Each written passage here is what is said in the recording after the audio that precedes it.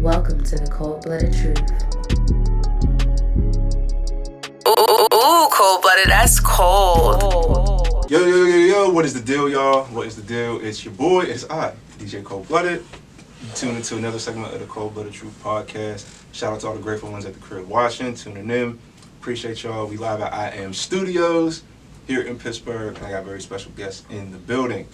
This dude is like, almost like a ghost for real, like, cause you have your face card, right? You do. Right. He has his face card, for but sure. He's like not really out and about in the mix all like that. Yet he has his foot in the scene, like his flag is planted in the scene, and a lot of big hits that people don't know about. Hell yeah! I'm not gonna lie. I don't even think I know your producer tag. Yeah. If there is a tag, it's like Big Stoney with a laugh. It is. I don't think I yeah, it's on a bunch of Hardo's joints, on some of Wapo's joints, and just like everything else that I produce, pretty much. Yeah. Right, well, ladies and gentlemen, Stoney. Yeah, it's your boy Big Stoney. What's the deal? How you feeling today? I'm good, man. You know what I mean? I smoked before I came, like I said, so we ready. We good to go. Yeah, chilling.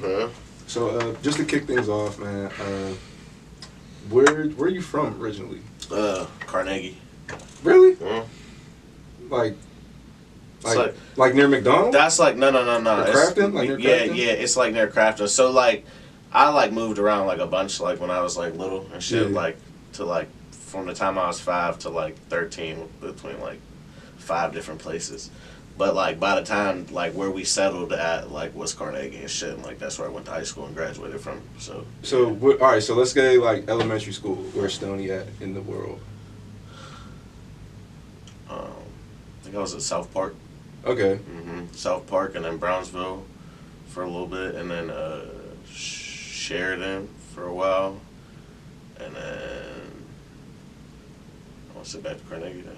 Or yeah, and then to Carnegie. Yeah. So what's it like bouncing around the west and the south side of the city? It's cool. I mean, I be chilling, like I be out the way for like I definitely be on the south side because like that's where my studio is. But when you was younger. Oh, I mean, I don't know, like just moving around a lot. Like moving around a lot as a kid. I mean, it was definitely butt.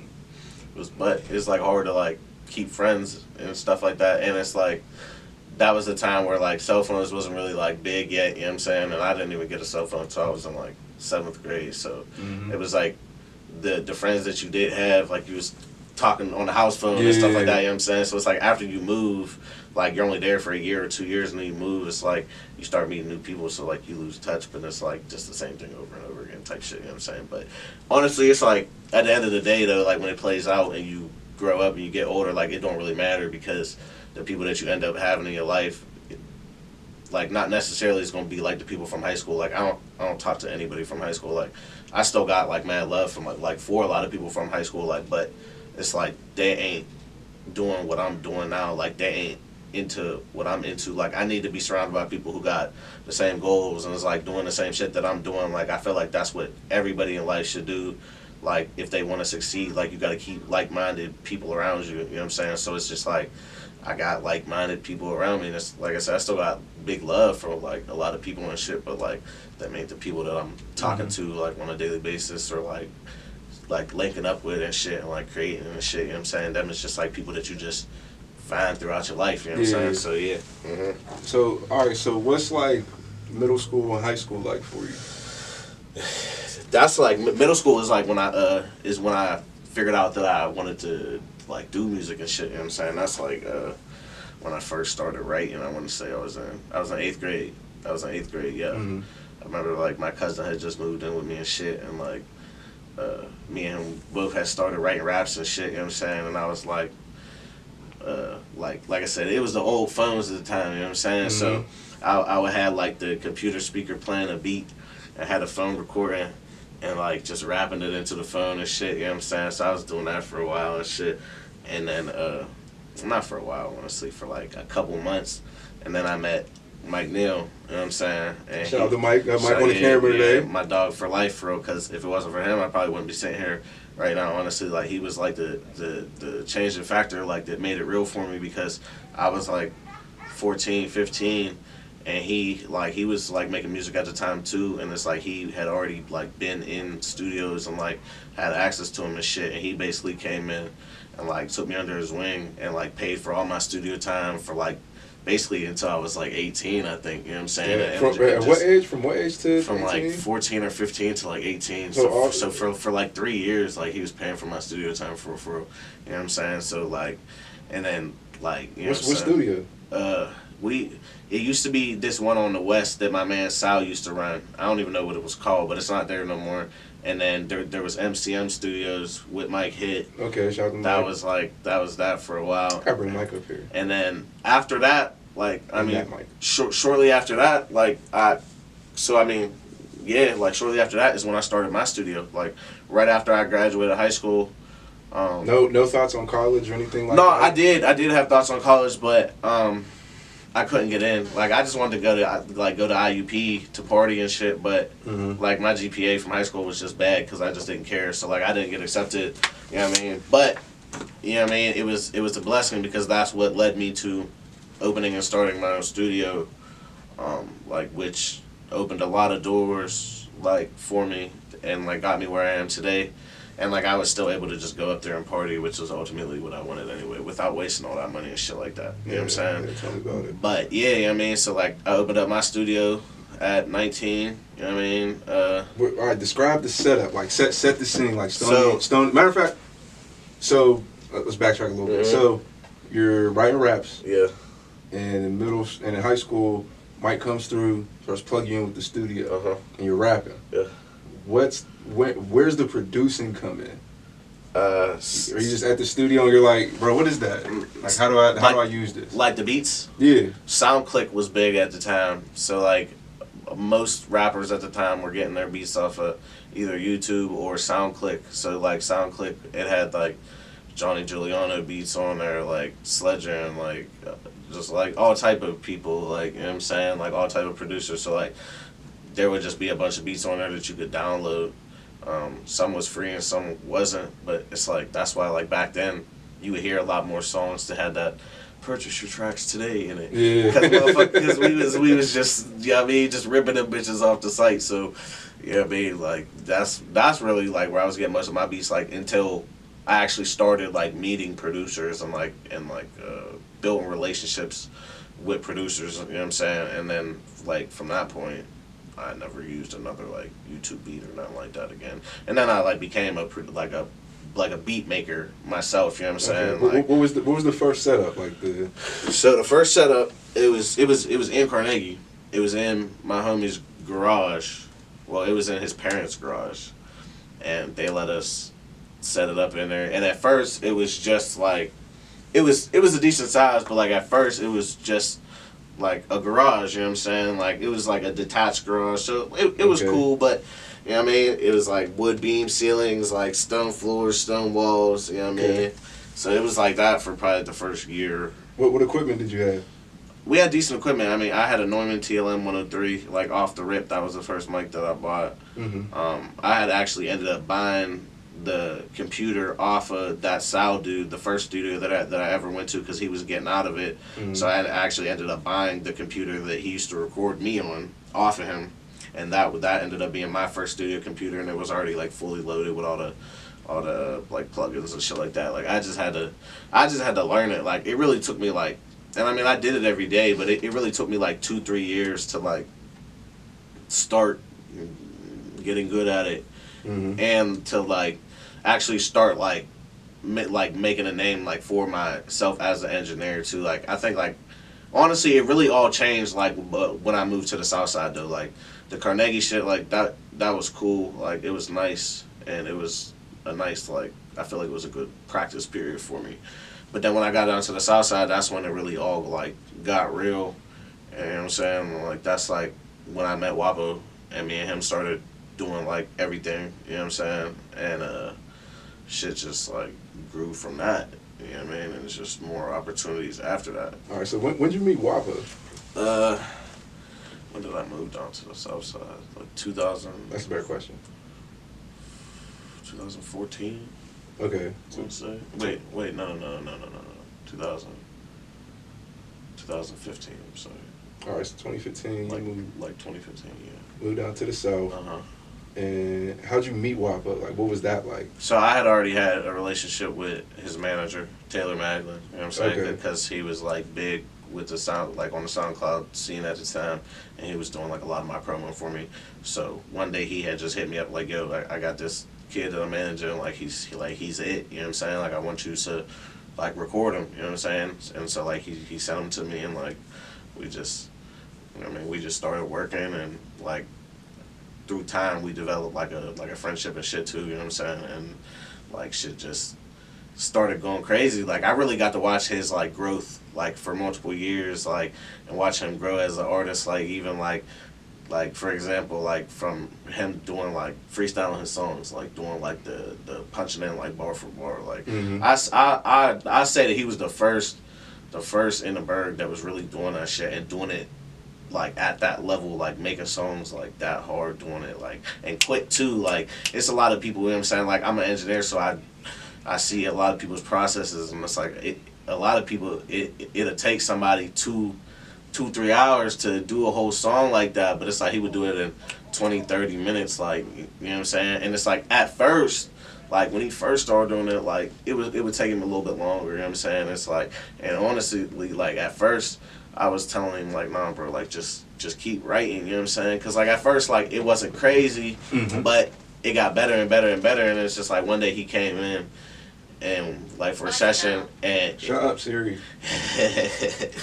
but yeah, so, and then like one day he just came in for a session and he was just crazy at it because he had been doing it for like a whole year like that, just off the top, and then it was just a crazy time for like he was really like a once in a lifetime type of artist. Like I feel like he was gonna lead the new school, like the NBA YoungBoy and all that shit. Like he was, facts. like because he was cracking before that. You know what I'm saying? Like he really was like the head of this new wave. You know what I'm saying? Until he passed away. You know what I mean? R.I.P. Yeah. But yeah, like bro was definitely the future for surely, and I feel like he definitely influenced a lot of this new shit for sure. What were some of the like first records you did with him?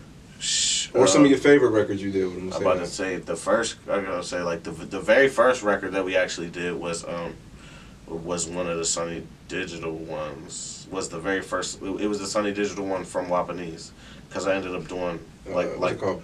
Backdoors? Yeah.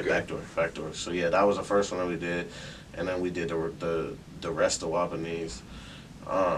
Man, it's hard. Like, it's hard to say like the favorite one that I ever worked on, because it was so many fire joints for like, and there's a lot of fire joints that we did that never got to come out either too. So that like really like we're gonna show like his next level of his growth. You feel me? Like as an artist, like just completely different music, like type shit that he had never dropped before, like auto-tune shit, like melodic shit, like crazy shit. You know what I'm saying? But I mean, there's a bunch. Like Elm Street 2 was dope to work on. So like Stevie made the beat, and then me and my boy Mo tracked it out and like mixed it and shit. What does that mean to track a song out? Like record it. Okay. Stevie ended up mixing it too. Okay.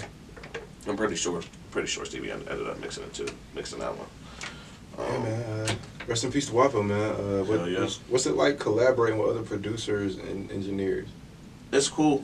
I feel like my perspective on it is that it depends on, like, as long as you collabing like with the right people, you feel me? Like I said, it gotta be like-minded, and it gotta be people that are like on your level too. Like don't get me wrong, like there's nothing wrong with working with like a less experienced producer and like helping them build up and like get their skills up. But on like a day-to-day basis, like you want to be around people who got the same like work ethic as you and shit like that, so you could like really get not only like the maximum like quantity of like stuff done, but like quality. You know what I'm saying? Like you don't want to waste nothing. Like you want everything to be on 10, because that's just like any beat that you make like could be the one that changes your life, could be the one that lands with whoever, you know what I'm saying? XYZ, Lil Baby, Drake, like Kanye, whoever, you know what I'm saying? So it's like you can't you can't afford to like bullshit it at all. You feel me? So yeah, but I collab with my boy Devin Miles a lot.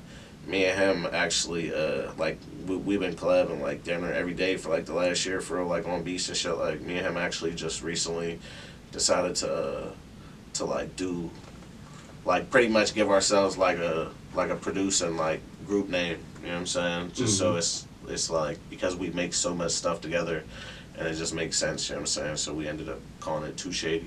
You know what I'm saying? TWO Shady, Too Shady. Okay. Because you know what I'm saying. So so like we got a joint tag for that. You know what I'm saying. So like anything that we do together, like you'll hear that tag instead of like my tag or his tag. You know what I'm saying. Where'd you get your name from? The Stoney? Yeah. Like, why do people call you Stoney? Honestly, I feel like, I mean, so I'll tell you, originally for real, like when I first started rapping, I was just going by my government name, like Norman Dean, like for the first like 4 or 5 years. But then it's just like, you know, like that was like the boom bap hip hop era, like before like the trap waves came and was getting big and all that shit, like in the city and just like in the world in general. But like times started changing, you know what I'm saying? So like, and I was still young because like I said, I started when I was like 15, like actually in the scene doing shows and stuff like that, like getting around people. So I knew that I had to like adapt with the times, you know what I'm saying? So really like it was just my Instagram name like for a minute, like whenever Instagram first came out, like my name on there was Stoney Blintana. And then like it's just like whenever I was thinking about names, you know what I mean, I just took from that. I mean, Stoney, and it's just like, you know, I mean, I smoke a lot of weed, so like people be, I mean, a lot of people be thinking that I'm like the biggest stoner that they know. I'm not gonna say that that's like right or wrong, because you know what I mean, maybe it is, maybe it's not, but I feel like I just like it goes with my image. You feel me? Like it just all made sense for real. Like I knew it does. Yeah, you know what I'm saying? Like I knew like where I was going as a person and like who I was growing into and like how I needed to represent myself for everything to like make sense and it like really be me. You feel me? Yeah. So how did it feel getting it tattooed on your face? Yeah. Also, he's smoking nicotine, by the way. Yes, nicotine. This is presented by Hyde. Yeah, he's not smoking weed on the show. No, 5% nicotine. What's the rest of it? Vape? Huh? Like vape juice or something? They're disposables. Oh, wait, you charge that? Yeah, you smoke the internet. Yeah, no, you buy these at the gas station. They got them at the gas station. What? Yeah, you get them at the gas station, like, you hit them, you know what I'm saying? They die, but they ain't run out of juice yet necessarily, so you charge them up, keep smoking them until the juice actually run out, then you just throw it away. I don't know. I got kick the actual habit, you know what I'm saying? I be buying blues. Yeah, it's the same thing. Yeah. It's the same thing. This is Mintios. It's mint. Mint is the only one I smoke because I don't like the flavors. I don't like the sweet joints. I mean, every once in a while, like I hit somebody else's maybe, but I'll be on the mint for surely. Yeah. But yeah, no, but the face tat, no, I was geeked to get it for real because I feel like that was, I mean, like at that point, people like I had already done a lot of things and produced a ton of records, and people had already known who I was like in the city and stuff, but I just felt like that was something, that was just like the last thing that I needed to do, like for me to really like solidify my image, because now it's like, I mean, like I be getting recognized like a lot of places like that I go, you know what I'm saying? I mean, no one looks like you. That's what I'm saying. So it's just like, now it's like, you know, maybe before it's like somebody might have thought they saw me but hesitated because they wasn't sure. Now it's like, it's right there, so like if you see me, like you for sure know that that's me. So it's just like a lot of people be coming up to me like showing me love, like the grocery store, like some dude literally like freaked out in the bank the other day. It was funny, yeah. Like I went back to the bank yesterday, and my banker was talking about it, was telling my girlfriend about it and shit. Yeah, it was funny. It's cool though, like it's all love for real. Honestly, I think that the only time that I really don't like it is like at the bar, because people be drunk, and people always want to talk and like. Okay. I thought you were gonna say like they want to be like hey, can I no. People just be wanting to talk too much, like, and like I said, like I be having love for people, but like my brain is like the way that it's programmed, I feel like, bro, it's like I can't even really have like a full length conversation with somebody who's not like who ain't got nothing in common with you. Feel me? It's like I don't know you, and like most likely like we're just not on the same like type time. You feel me? So it's just like I just can't. I be getting annoyed real quick. You feel me? Like I'll definitely like. You know what I mean? Say what's up, like, oh, what's up, bro? Like, nice to meet you, you know what I'm saying? All that, everything. But, like, sometimes a motherfucker will, like, keep walking back over, like, yo, so, what are, like, da-da-da-da, and it's just, like, I'm just not that guy, you feel me? Like, and that's why. He's friendly, but he's not a people person. Like, I can be, but it's just, like, that's just a little bit too much for me, you know what I'm saying? Like, that's like, another part of, like, not really, like, a reason, but that's why I, like, I feel like I'm still an artist. Like I'm an artist forever, and I'm gonna make and drop my music on my time. But that's why I feel like I converted to being a beat maker and just like engineer more because like I can just be in the background. You feel me? Like I don't have to like come out and be like all crazy, flashy all the time and like put my jewelry on every time I leave the house. Like I don't put my jewelry on like every time I leave the house for real. Like so, what's it like getting the fan love and like the reactions in person? Like yo, Stoney, yo, ooh. No, it's cool as hell. It's cool as hell. It is like I like it a lot for real, and like it definitely makes me feel good about like what I'm doing. Like it makes me feel like I'm doing the right things. Like and like I'm going in the right direction. You know what I'm saying? Because there's a lot of people that make like music like in the city and just in the world in general, but there's really only like probably like a handful of maybe like 20 of us in the city. Like producers? Just like people like music people in the city like in general, like rappers, producers, like there's probably only like 20 of us tops that like get recognized like that. Yeah, like the notable like there's everybody in the city and then there's the clique people that's like that have just been here for a while. You feel me? Like there's a lot of people that are making music, and like that's what I said. Like that's not no shade to nobody, but it's just like some of us have been actually like making a print for like damn near 10 years now. You feel me? Like a lot of us have been just doing a lot of shit. So it's like we're just like household names in the burg. You feel me? Just like in the city kind of. So. It's just different, you feel me? But no, it's dope as hell, you feel me? And like it be making me think like I can't even imagine what it's like on the next level. Like you feel me? Like the niggas who's really like famous, like they really probably can't even go down the street type. You know what I mean? Like that's crazy. You know what I'm saying? I feel like that's probably gonna get so that would be so it's annoying. That's what I'm saying. It's like I already be annoyed bad, so that's what I'm saying. Like, I'm just gonna just try to be low. You feel me? Give me a nice big body with the tents and just So what was it like? You worked on Murder Boys, right? Did that make it on Famer Fest 3?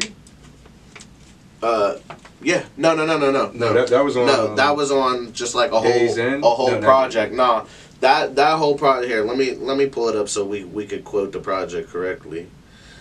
Yeah, my bad, the man. remix was on the next one. You be dropping a lot of music, man. No, you want to know? So here, I'm gonna give you some facts about that too. Trappin' Fever 2, all right.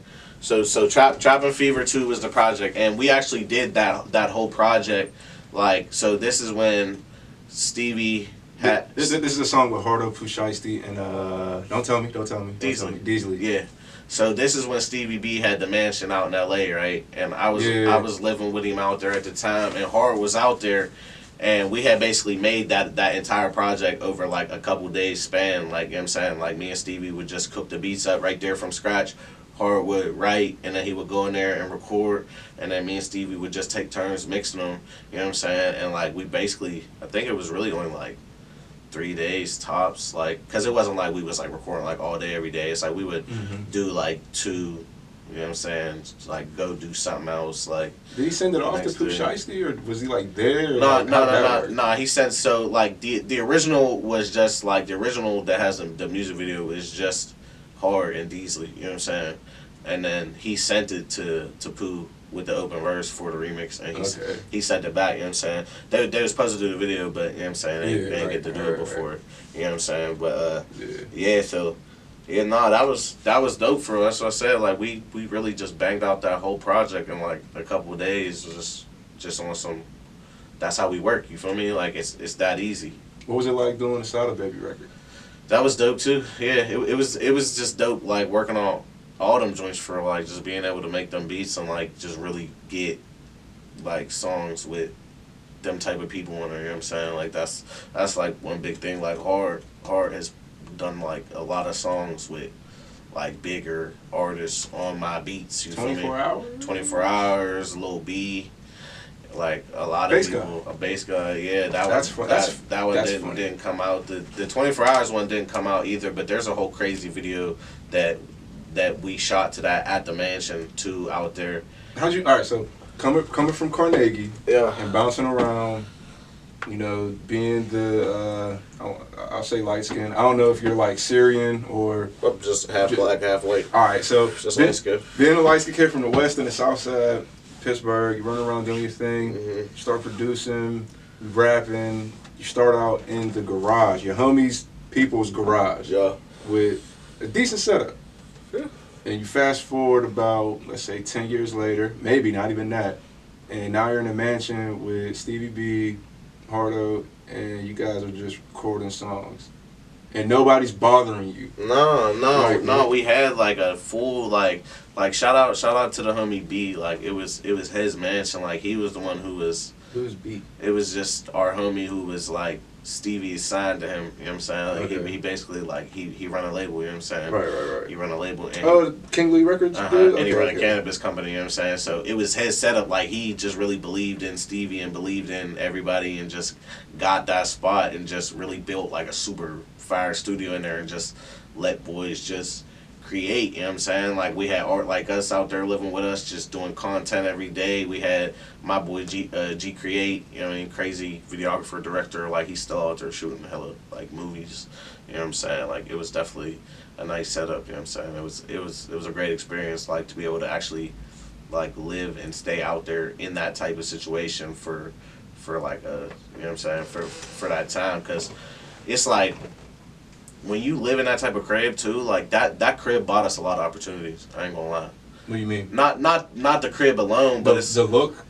It's bro, it's literally like a $3 million mansion like that we were in. It's like you gotta come through the gate. Like it was crazy. So like being able, like it was easy to get like more like famous and notable people to come there. You know what I'm saying? Like people would come there without thinking. Like we had a lot of people in there. You know what I'm saying? We had Can you name 3, if any? Yeah, we had goddamn, I'm a little high, so I can't remember his goddamn name, bro. The dude who founded Loud Records, what's his name? Steve Rifkin. Okay. He came. We had a meeting with him. Who else? What's that one rapper's name? Quavo was there. Lil Mosey was there. You said, what's that one? Nah. You make a song with them? No. I'm not thinking, what's that one Chicago rapper, the tall, light-skinned dude who be in it? Like, is Jay Chris from Chicago? No, I don't think nah, he on some trap.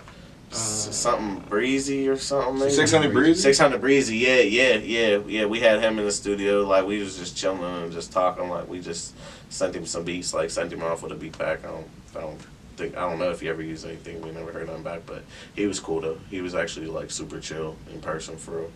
Parties at Nico's crib. Wait, what? Parties at Nico's crib.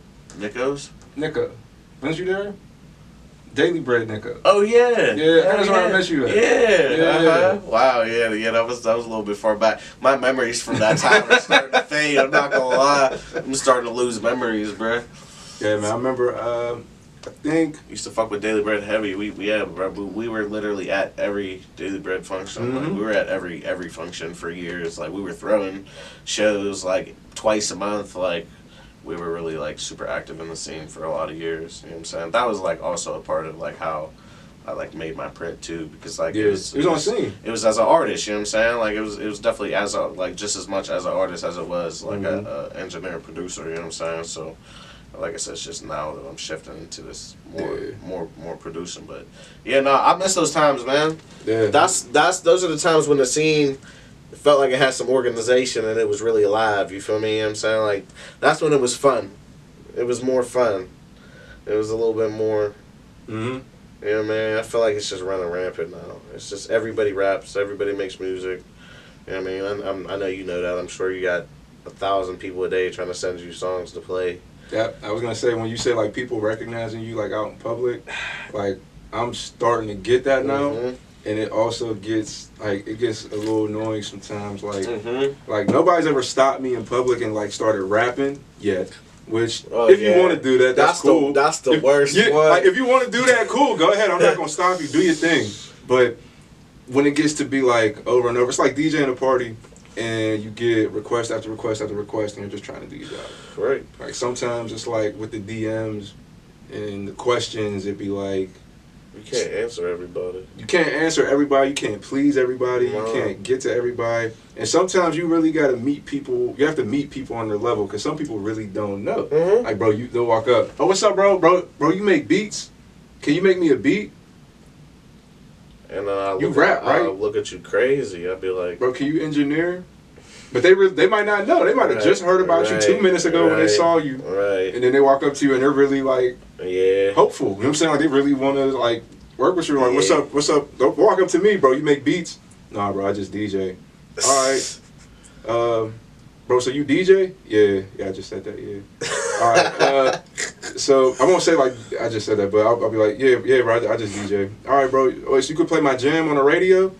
Or if that's how you started, like if that's how you start the conversation with me, bro, you could play my jam on the radio. It's like, you know, I can play your jam on the radio. Someone had to tell you that, or you found it out however you found it out. But I'll say, for those watching, and if you do want to approach, let's say, artists and producers like Stoney, DJs like me, and A&Rs like Mike, come correct.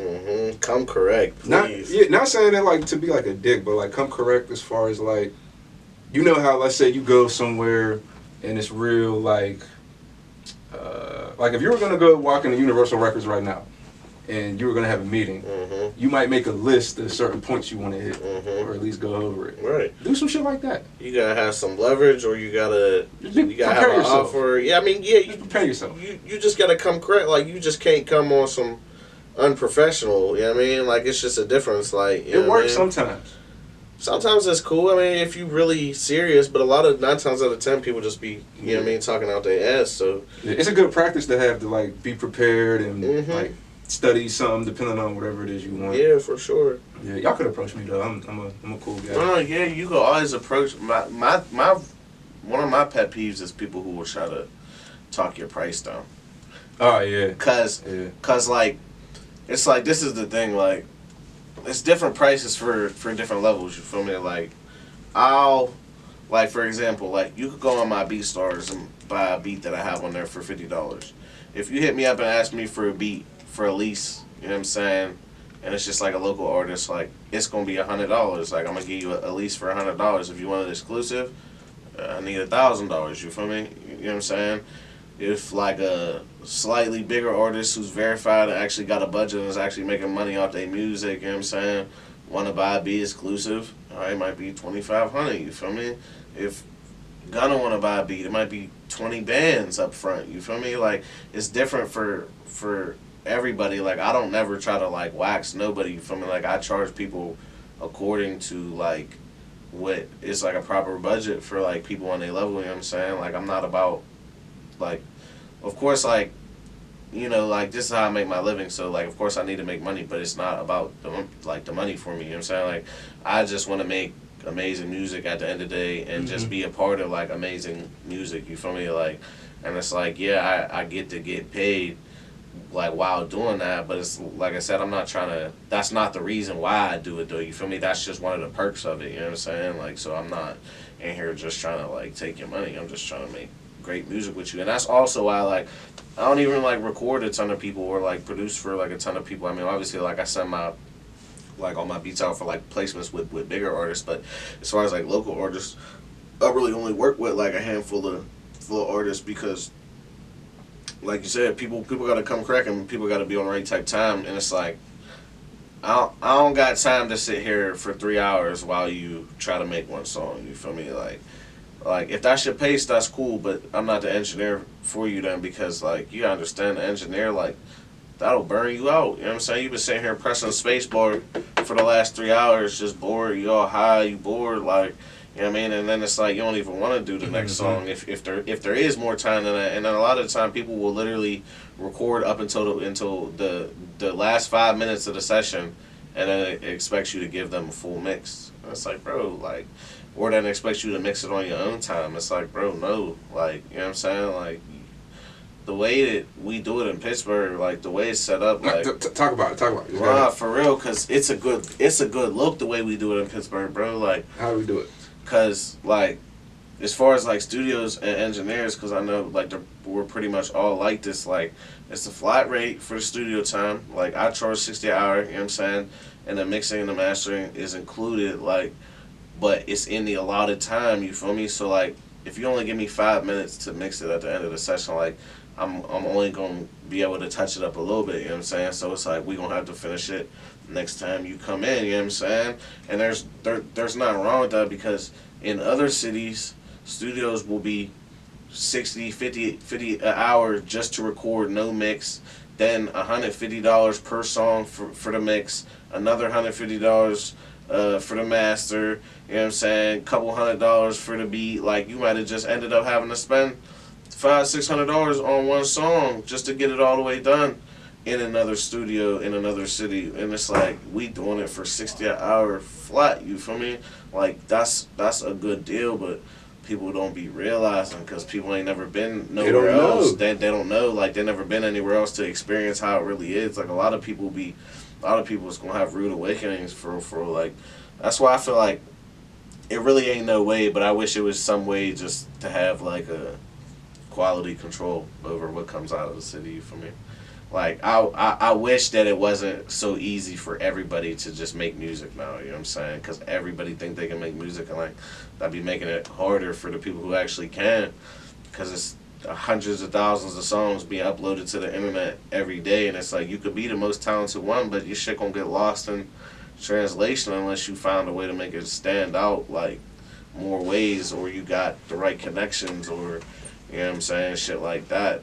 It's just, it's clogged. Like, 10 years ago, like, not everybody was rapping. It wasn't a ton of studios. It wasn't BandLab on the phone. It wasn't none of that. Like it was really just YouTube and, like, you know what I mean, Dat Piff and like iTunes, Spinrilla and stuff like that. Like, so now it's 1,000 times harder to get your shit, like, really noticed, like, without having the proper, like, resources and budget for, like, that's just the reality of it. Like, I be telling everybody, like, if you really want to make it in this music, it's not free. Like, it's gonna cost money, and it's gonna cost a lot of money, like, on a consistent basis. Like, you know what I'm saying? Like, if you're dropping a single, you should be trying to invest at least 2 bands into it, if not more, and that's just like the bare minimum, you know what I'm saying? Like, that you could do for your 2 bands for what?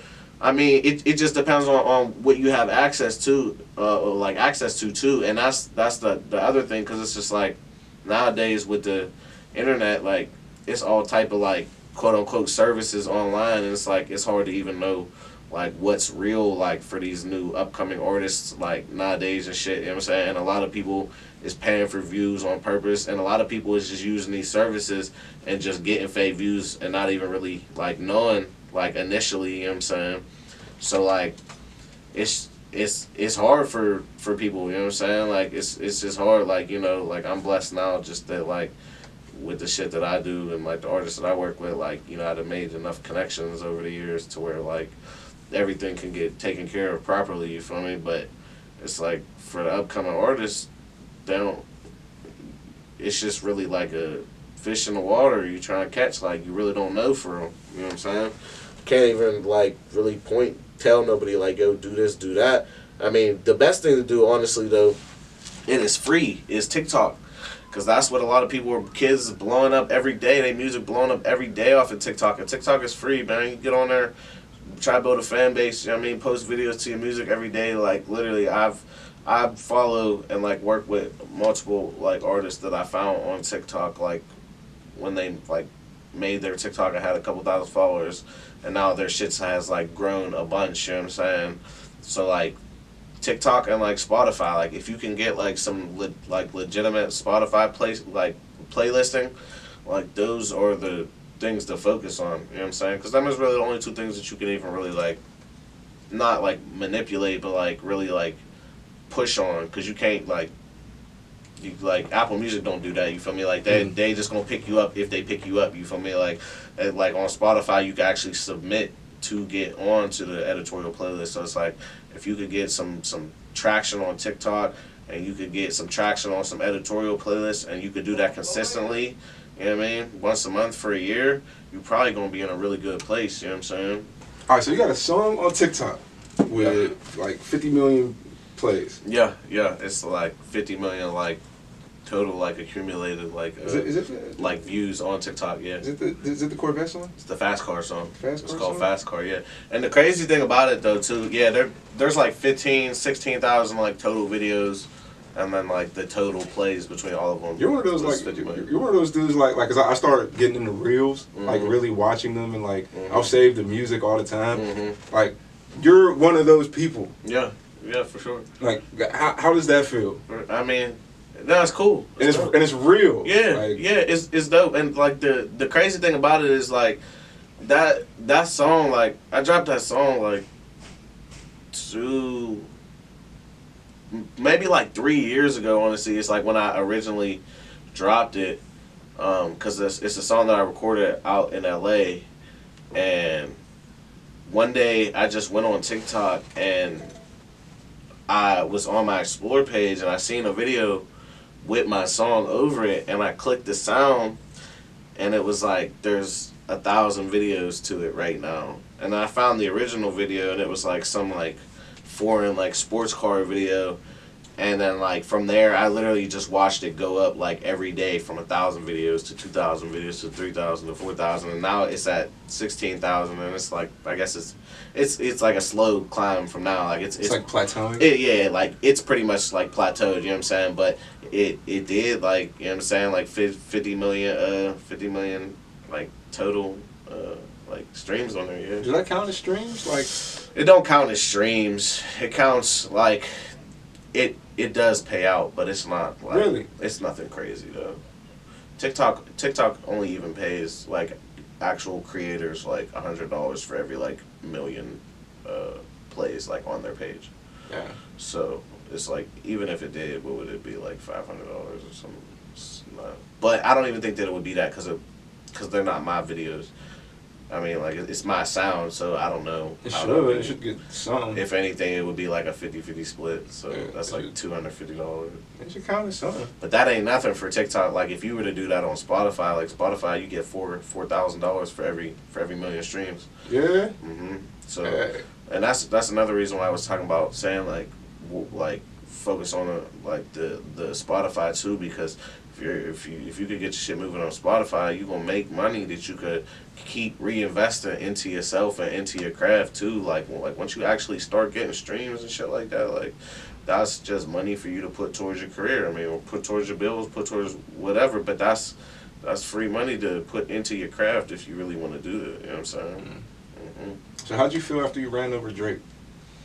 Oh, that was crazy, bro. You ran over Drake. Nah, bro. So I gotta go back to the beginning for real. So I had just left my crib for real, and I was going out to the studio because I had a session, and I'm on the highway and it's dark because it's like 10 o'clock already, and I feel like at some point I feel just like quick thud. You know what I'm saying? But I ain't hear nothing, and it wasn't like crazy. It was just like a little like on the front of my car. And I was going like 85, so I ain't think nothing of it, bruh. So I drives all the way down to the studio. I gets out. I go into the studio, do my session for 3 hours. I come out. I get back in my car. I drive down Carson.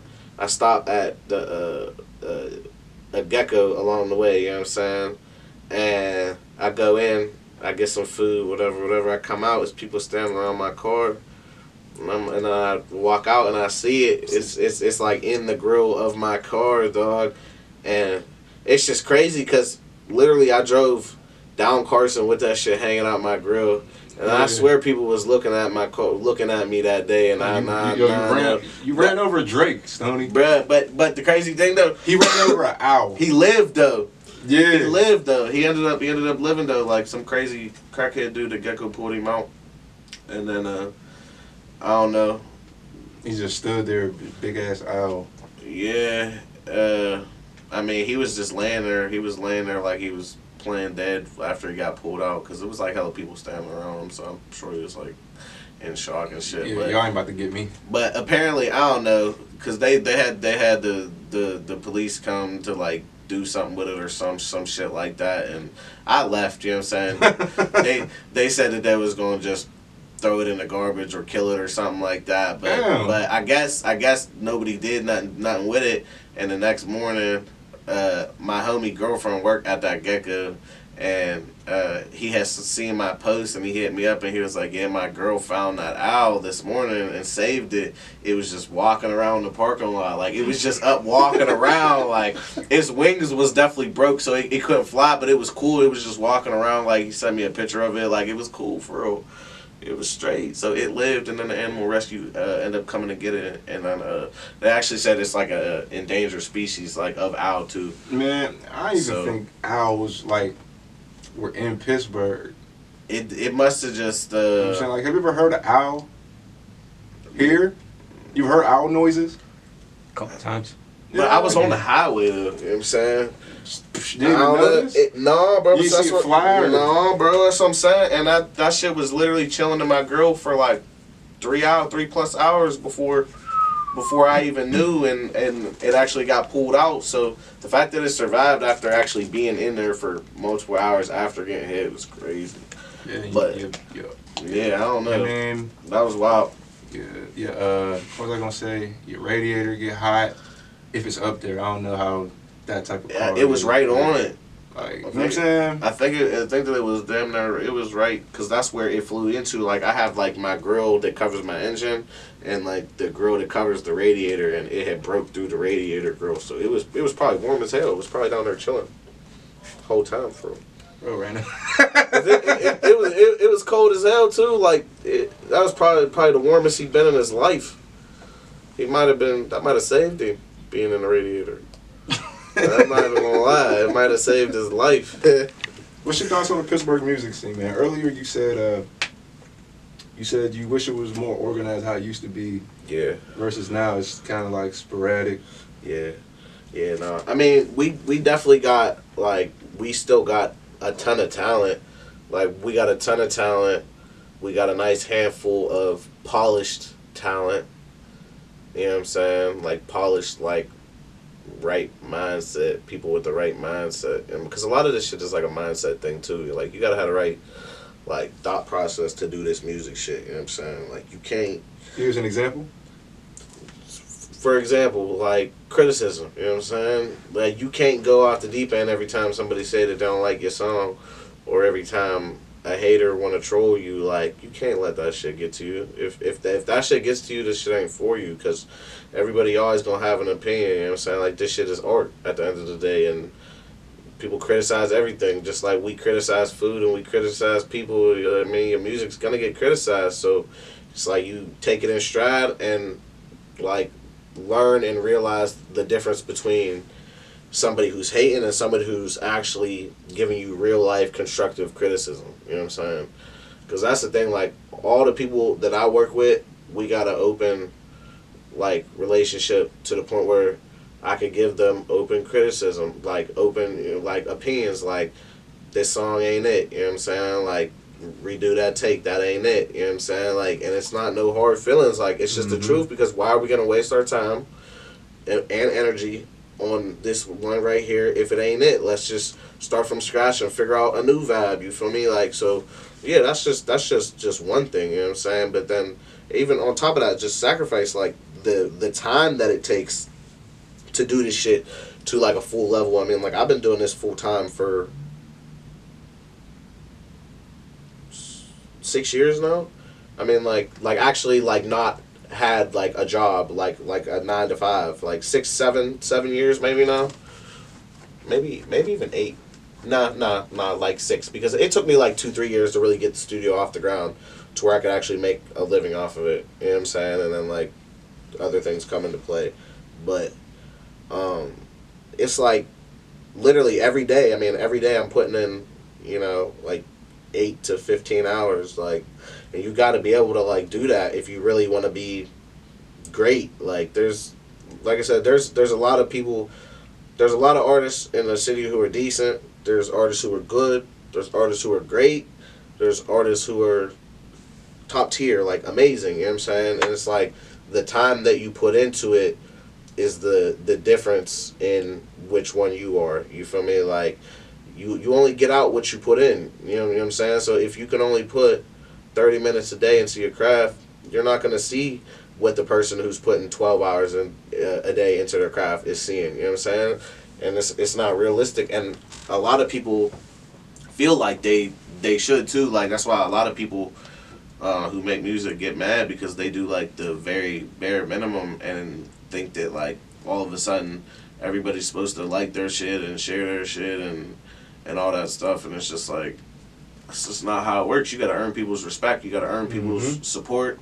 You know what I'm saying? You got to build relationships with people before you just start asking for support, even for anything. Like that's like this music industry, relationships will take you further than talent.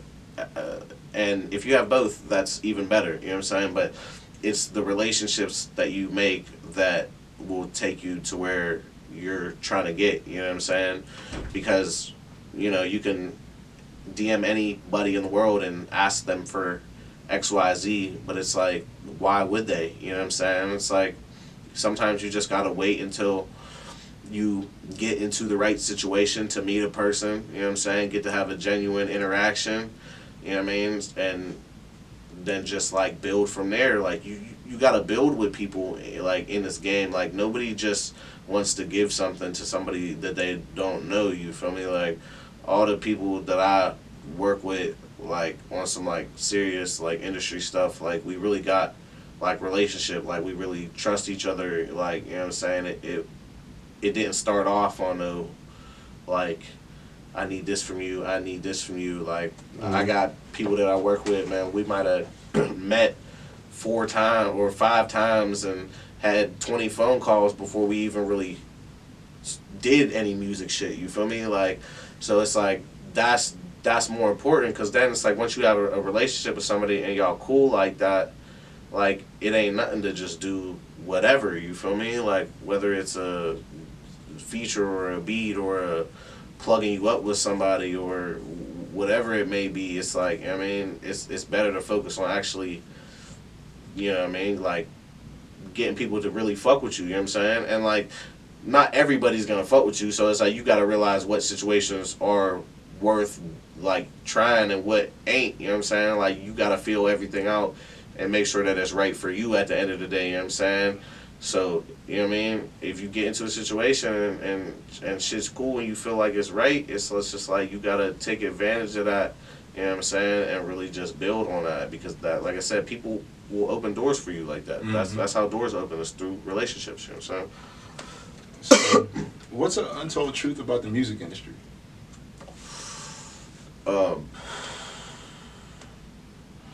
Again, he's smoking nicotine. Yeah, it's nicotine. Labels don't pay producers on time. Like 9 times out of 10. How late? Months late. It'd be months late for real. I mean, literally, like I seen December, and I mean, like even myself, like in December, I seen like so many producers talking about how they didn't get their payout, like, because the way that it's set up, like a lot of people get it like right before Christmas, because, you know what I'm saying, and a lot of people, like some people bank on that, you feel me, like, because some people don't like do studio time and engineering, some people only just make whatever their songs that they produce make, and like labels will be late, label might not pay you 3 months later, 6 months later, 12 months later, but the reason why they do that though is because the longer they hold your money from you it builds interest on top of it, you know what I'm saying? And so the longer that they wait to pay you out, the more money that they're making off your money, you feel me? So that's really all that is. That's just some labels are shiesty. You just gotta make sure you don't get into a shiesty situation like that, because that's literally all it is. But I mean, when it comes to being a producer, it's like there's really nothing that we can do about it, you know what I'm saying, other than like take it to court, because it's like if the paperwork is there, the paperwork is there, but it's like you can't, there's only so much you could do to like make sure that another man holds up his end of the agreement, you feel me, when it comes to business. So it's like, you know, you sitting there expecting that check to hit the 15th, and then midnight turn and it's the 16th, and then it's like, all right, nah, where we go from here, you feel me? But that's just, that's not like every label, but it happens a lot though, for sure. It definitely happens a lot. Bullshitting with paying the producers, yeah. You're about to be a father soon, right? Yeah. What's going through your head? All right, I always catch people when the baby's here. What's going through your head right now? Yeah, I'm excited, man. It's my first one for real. I'm hoping it's a boy. Well, we don't know yet. We got like a couple more weeks. I think like 2 more weeks before we actually find out.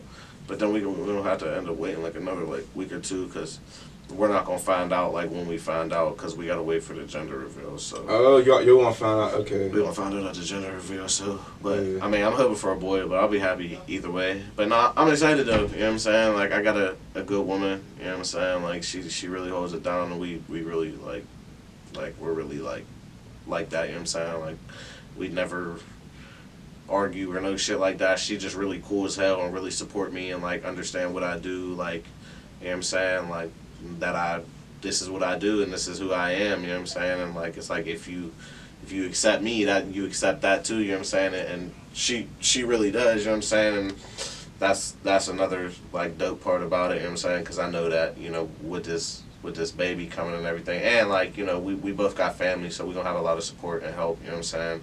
But like with this baby coming, you know, I can still continue to, you know, I mean, not for the first couple months, you know what I'm saying? I'm going to definitely be just kicking it at home, you know what I mean? But after that, you feel me, I can still keep, you know, like if I got to get on a plane tomorrow to go out to Cali or go here, like, for a week or for 2 weeks, like, I could do that. And, like, she's cool. Like, she ain't going to give me shit about it or nothing like that. Like, she understand, like, this is it, you know what I'm saying? So, I'm excited for her. I'm definitely excited. Everything has worked out in my favor with that, for sure. I'm definitely blessed. Definitely blessed. All right. Advice for young up-and-coming producers. Like the producer that's like, yo, Stoney, I strive to be like you. Mm-hmm. I strive to be like Steve. I strive to be like the guys in the city that's like whose names hold weight and who travel, who get on the planes and go out the city. What would you tell them? I would say put a lot of hours into your craft. Like really take yourself serious. And it's different being a producer than being an artist. You don't have to like put a bunch of like money into yourself and all that stuff. You know, you might gotta like you gotta buy a computer and all that stuff, and you know, maybe like the FL Studio or whatever you use, but it's really just about really just taking the time to just learn as much as you can. You know what I'm saying? Like watch, like the internet is so powerful now, like go on YouTube, watch tutorials from like good reputable producers. Like don't go on there and just watch anybody. Like watch good fire producers like that, you know, and soak shit in from them. And if you have access to somebody like me and you know somebody like me or can reach out, try to go sit down with them and just be a sponge. Like that's gone a long way for me over the years, just being a sponge around the great producers and engineers that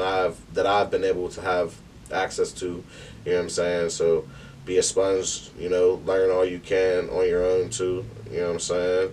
And like I said, build those relationships. Like the internet is a huge place. Like there's producers who have big multiple platinum records and they're doing it from their bedroom because they're networking on Twitter and online and meeting other producers and collaborating and meeting artists and just sending beats and just talking and building relationships with these people. Like building relationships is the most powerful thing in the world, you know what I'm saying? Especially being a producer, because you look at the producer credits for most songs nowadays, usually, you know what I'm saying, if it's a collab, there be 2 to 2 to sometimes there be 6 people on the beat. You know what I'm saying? So it's just like you never know. Like you might do something with this kid, and then he sends it to this kid, and then he adds it to something, and then he sends it to this kid, and this kid knows Trippie Redd, and he sends it to Trippie Redd, and Trippie Redd uses it. And now all of a sudden, all 4 of y'all got a Trippie Redd placement. You know what I'm saying?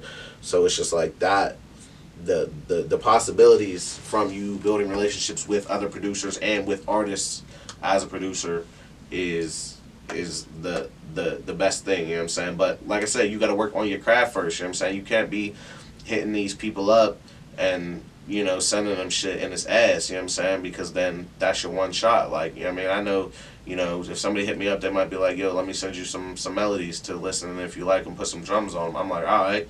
If I listen to them and they're fire, you know what I'm saying, I might fuck with them, and if he send me more next week, I might listen to those and do more. But if they're ass, then I'm not going to listen to them, and I'm not even going to check for them anymore, you know what I'm saying? So it's like, build your relationships, but make sure that you're actually ready before you start putting yourself out there too, you know what I'm saying? Like, that's like the most important thing. Like, you want to be on that level, you know what I'm saying? Because a lot of the time, that shit, the internet shit might lead you to an opportunity to where you can actually get in the room with the artist, you know what I'm saying? And then you don't want to get in the room and fold, you know what I'm saying? Like, you want to be ready, so you got to be prepared. Like, you got to work on your craft, make sure you're learning all you can, and build your relationships, and just go hard, you know?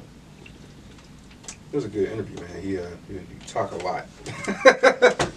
Yeah, and not have to pull teeth on here. I've done a lot of interviews, so yeah. I've done a bunch over the years, so it's kind of just, I'm used to them. Hey, So yeah, I love good, them. man. It's just been a minute though. It's the first one I've done in a while. It's a good one though. Appreciate you pulling up, coming yeah, through. Appreciate you having me, dog. Got to. Before we get up out of here, man, where can they follow you? Where can they tune in? How can they book a session and book you for a show? Yeah, man. So you can find me on every platform at Stoney's World with 2 D's, STONEYSWORLDD. That's on every platform: YouTube, Facebook, Instagram, Twitter, whatever. You know what I'm saying? You can literally just reach out and DM me there, or you can shoot me an email at stoneymixes@gmail.com. Well, there it is. Remember, be yourself, live your dream, and see y'all next week. Yes, sir.